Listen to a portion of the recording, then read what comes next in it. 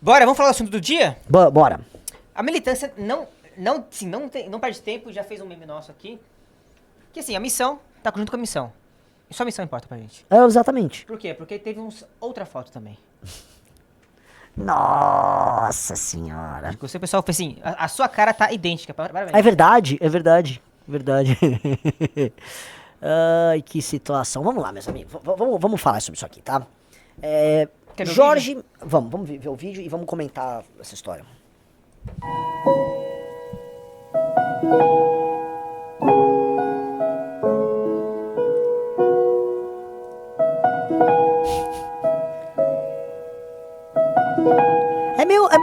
Tem uma afetividade. Tem um beijinho do Messias ali, ou não? Vai um pouquinho, volta um pouquinho.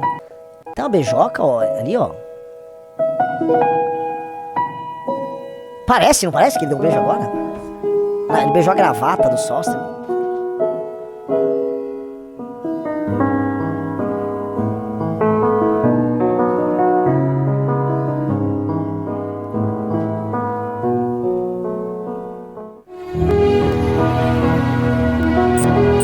Enfim, este é o líder do PL, Sóstenes Cavalcante. No momento ele... Exato, não é qualquer deputado. Ele é o líder do PL na Câmara, o Sóstenes. Indo, assim, acolher, abraçar, indo, né, aceitar e provavelmente torcer ali. Foi abençoar o Jorge Messias na sua nomeação. E por que você falou de nomeação? Porque, cara, sabatina é pra inglês ver. Todo mundo sabe que o resultado já tá pré-determinado. E que vai haver um mini teatrinho que vão fingir alguma oposição. E aqui começa a nossa discussão de hoje. Está sendo montada toda uma historinha de que nós precisamos, no Brasil, eleger senadores muito patrióticos, bolsonaristas, para enfrentar os desmandos do STF. Entretanto, o que a gente acaba esquecendo é que já existe uma bancada de senadores de direita no Senado. E ela é bastante relevante, bastante numerosa e supostamente bastante barulhenta. Então, em tese, as ações dela, tá? Elas já deveriam antecipar boa parte daquilo que a gente pode ver com seus colegas bolsonaristas que vão entrar a partir de 2026, certo? E o que a gente está tendo de antecipação? A mesma covardia de sempre. Ou seja, o Lula pode mandar quem ele quiser que o Senado vai acatar. Vai dar uma chorada daqui, dali, mas essa é a realidade. Essa é a realidade, tá? Então, o que eu percebo, assim, de maneira clara, é que estão te entregando um novo teatro. Um teatro em que várias figuras vão lá. Ah, esse STF, tô muito bravo. Eu sou antissistema, hein, ó. Briguei com o STF. Mas o padrão é o mesmo. Porque que diabos os senadores atuais, que estão compactando com essa besteira, não estão, na prática, apenas fazendo aquilo que os novos senadores vão fazer? Por que diabos o Carlos Bolsonaro vai ser diferente do seu irmão Flávio? No fundo, o Senado brasileiro é composto de homens fracos, que em grande medida estão lá para fazer negócio, ou cuidar das suas carreiras, e que não vão querer se indispor com o STF. E que se o STF permanecer, e como todo mundo tem um rabo solto aqui e ali, vai ser pego. Tum. Eu acho, tá, que a galera tá comprando aqui um barulho que vai decepcionar muita gente. E eu acho que talvez essa seja a última das decepções. E por que eu digo isso? Porque eu percebo uma derrocada monumental do bolsonarismo, tá? É uma derrocada triste, lenta, que acontece de maneira paradoxal, porque o senhor Flávio Bolsonaro, ele não está mal nas pesquisas, né, e na verdade seu número reflete no fundo a rejeição ao Lula e o recall da última eleição, e não vamos dizer, a qualidade moral, técnica ou política do senhor Flávio. E ele tem a base completamente carcomida, tá? O que ele tá sofrendo na mão dos novinhos do Valdemar, que vem a ser o grupo do Nicolas, que é um grupo de jovens, homens jovens, na maior parte gays enrustidos, traiçoeiros, tá? Inclusive, né, né? Boa parte deles é ex-MBL, né?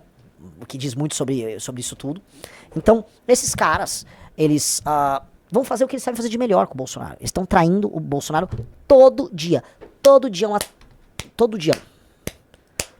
traindo. Com a Michelle também, né, querendo o quinhão dela. Então tá muito difícil sustentar o que a gente tá comentando aqui. Tá muito difícil sustentar o grupo político do bolsonarismo. Tá muito difícil imaginar que quando esses caras forem eleitos senadores, eles não vão se dispersar nos seus projetos pessoais. A pergunta é, se vier a necessidade, senhor Rafael Almeida Rizzo, de uma briga frontal contra o STF, em nome do Bolsonaro, esses senadores em grande parte eleitos já nessa turma de traiçoeiros, eles vão assumir uma bronca ou eles vão cuidar da própria carreira? Cuidar da carreira, lógico. É óbvio! É óbvio! Então estão vendendo pra galera, não, foco no Senado pra quê? Pro Carlos Bolsonaro fazer alguma coisa? Pelo amor de Deus, amigos, pelo amor de Santo Cristo. Estão engambelando vocês. Estão engambelando vocês. Vocês não a nossa galera, né? Mas basicamente os bolsonaristas, né? Fãs da família. E a família tá tendo que lidar com esse paradoxo em que eles têm a eleição, eles têm como se fosse um mando de campo no bolsonarismo por conta da eleição. Mas a base tá toda carcomida. E aí eu aviso pra vocês. Tentaram, o partido nosso tem 5, 6 meses. Tentaram já fazer isso com a gente da maneira mais sólida possível recentemente. Só que aqui não é bolsonarismo. Aqui a casa cai. Aqui a casa cai. Não haverá espaço pra isso por aqui. Nunca. Aqui é um espaço de gente séria, de gente honesta, não de maluco, não de gente traiçoeira. Ponto, tá? Eu acabei de fazer uma promoção sensacional, só entrou um Valete Plus.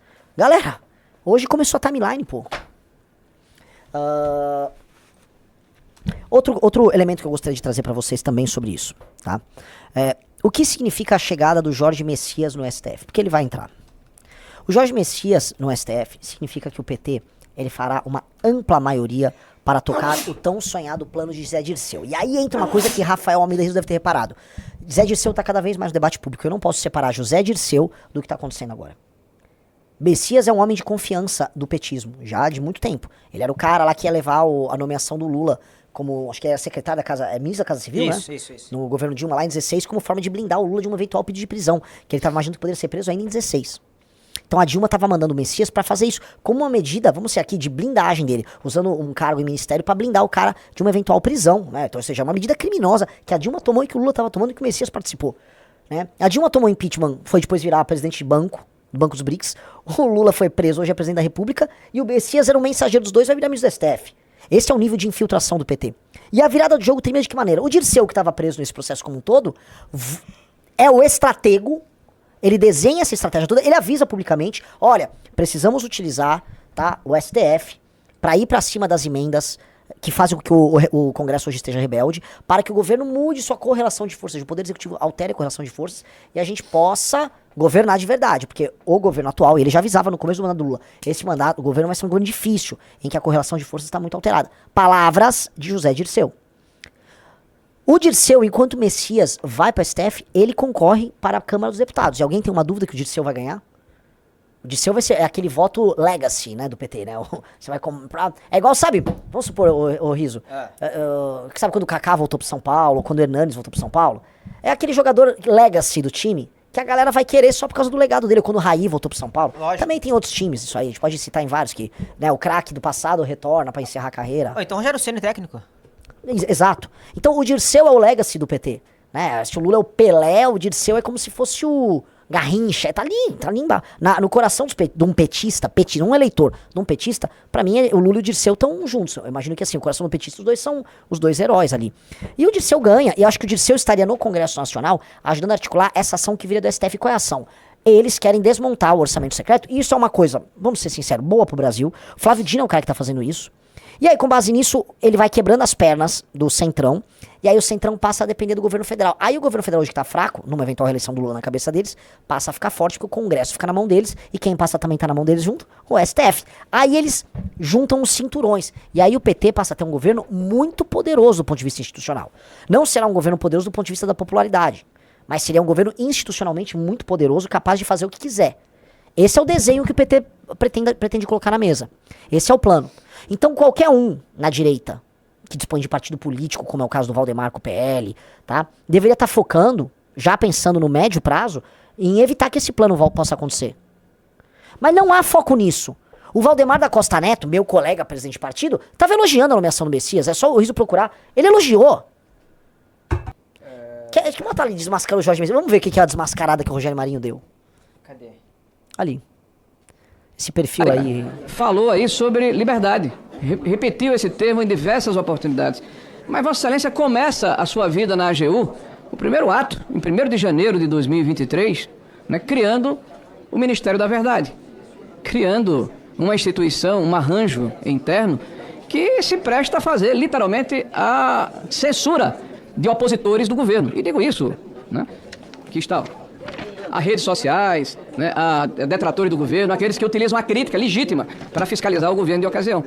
Vossa Excelência, na sua tese, fala de golpe, de ultraliberalismo. Eu queria entender o que é ultraliberalismo. Me parece mais um jargão, uma palavra que é colocada entre iniciados, que tanto Temer como Bolsonaro são ultraliberais, que a reforma da Previdência é draconiana, que a agenda econômica de Bolsonaro instituiu garantias legais aos capitalistas. Me parece um jargão utilizado, né, que era do Muro de Berlim, na década de 80. Nossa, que chato, cara. Então, Você também, Rogério Marinho, tá com o argumento do Muro de Berlim, só que do outro lado, cara. Qual a utilidade dessas coisas? Tô pegando as contradições desse esquerdista, hein? É óbvio que ele tá sendo pelo Lula. Só que é o seguinte, vocês estão deixando passar. Aí faz um discursinho só pra jogar pra base. Falei verdades inconvenientes, hein? Essa ele não vai resistir. Já cansou.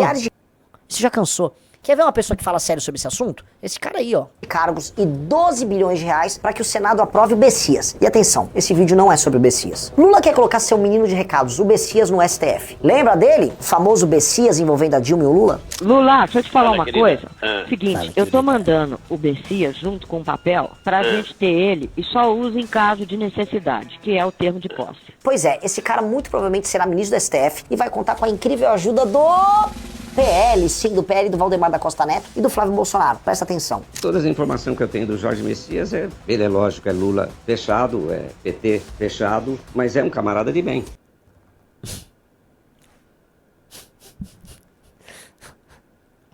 É um camarada de bem. Valdemar da Costa Neto, presidente do PL. Quer continuar vendo ou não? Vamos lá, pessoal. Todo mundo dando like nesse vídeo, dando RT nesse vídeo, joga no stories esse vídeo, manda pros amiguinhos esse vídeo, vamos continuar. E não é só a fala do Valdemar. O próprio Flávio Bolsonaro, conforme as notícias demonstram, teve suas reuniões junto com a turma do governo pra ver se aprova ou não a nomeação do Bessias. O que tá pintando aqui é mais uma dessas supremas marmeladas que envolve direita e esquerda, todos juntos em nome da impunidade. Essa turma quer fazer você crer que você precisa eleger o Carluxo pro Senado e toda sorte de picareta e mamador que vão fingir que estão lutando contra o STF enquanto apoiam todas as nomeações do PT pra Suprema Corte. Nesse instante, o Bessias não dispõe de tantos votos no Senado, mas que infelizmente conta com votos também da dita direita para chegar lá no seu sonho almejado. Nós precisamos barrar isso e eu conto com você. Vamos fazer pressão nos senadores, inclusive nos direitistas antissistema, para que esse absurdo não aconteça. Já compartilha esse vídeo porque esse absurdo não pode prosperar. Meu nome é Renan Santos, eu sou pré-candidato. Pessoal, é o seguinte, vem aqui nesse vídeo, clica no coraçãozinho aqui, ó. Depois nesses flechinhas aqui, ó. Isso é muito bizarro. Essa história toda é bem grotesca. Bem grotesca. E eu acho, tá? Que assim, foram 3 nomeações do Lula, até agora. Né? Ele nomeou o advogado dele, e aí disseram, não, tá tudo bem. Se eu não me engano, ele era cristão, né? Tinha um lance que ele era conservador. O Zanin. O Zanin é conservador, ele é cristão. Galera, o cara é cristão, vamos, né? O segundo foi Dino. o Flávio Dino. Não, é estratégico, se a gente não, ele vai pra cima da gente, tal. Agora, né, não, vamos fingir direitinho, tal. Enquanto isso, Flávio se reúne com ele. O que rola? Eles estão montando um grupo político que eles são majoritários. Não é mais o grupo do Gilmar, tá? O PT, cara, com essas 3 nomeações, mais os demais nomes que estão aliados a eles vão ter que submeter os demais, o restante da casa, a um projeto deles. E essa submissão vai fazer com que a Suprema Corte seja uma corte do PT. O PT entendeu isso, é mais fácil eles virarem esses caras do que ficar virando o Congresso. Aí eles vão pra cima do orçamento secreto, os membros dos principais partidos do Congresso Nacional são corruptos. E aí eles vão pegando os escândalos de corrupção e vão botando todo mundo na mão. Aí os caras vão virando base por extensão. Esse é o plano do PT. E não é igual o que Bolsonaro fala, o plano do PT é que você vai ficar comunista. Não, o plano do PT é este aqui, é um plano de controle político. É bem mais simples. É bem mais simples. Só que é difícil, né? É difícil. Eu tô lidando com o Sóstenes Cavalcante, que vai lá, diante de tudo isso, e abraça o cara e tal. Porque tá nem ligando. Eles não estão ligando. Os bolsonistas sabem que o eleitor é fácil de enganar, então eles nem disfarçam mais. E aí tem que gravar esses vídeos. Vamos ver o Sóstenes aí falando. Não pode ser confundido. Ser educado não pode ser confundido com posicionamento político. O PL no Senado já fechou questão e todos os nossos senadores votarão contra a indicação de Jorge Messias para o STF. Hoje, ao cumprimentá-lo, foi um princípio de educação.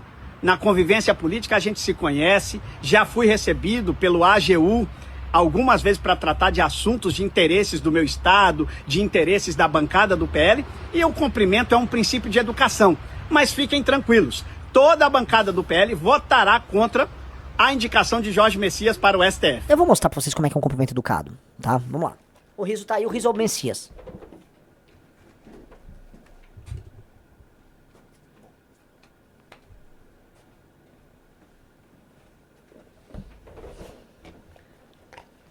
Você entendeu? Isso aqui é um cumprimento educado. Simples, sem muita firula. Eu fui educado. Cheguei no riso. E fui embora. O cara ficou abraçando o cara. Outro deu um beijinho na lapela dele. Que porra é essa? Que papo furado é esse? Entendeu? Então, lógico que ele tá se explicando. Mas assim, pior ainda é o teatro. Pior é o teatro. Tá? E é um teatro que é entregue e o bolsonarista vai ficar lá, porque a esquerda, não sei o quê. Vocês não estão entendendo, tem esquerda nenhuma aí, tem nada. Isso é um teatro, merda. Lembre-se que recentemente todos eles estavam juntos discutindo abafar qualquer coisa que houvesse do Banco Master em nome da anistia.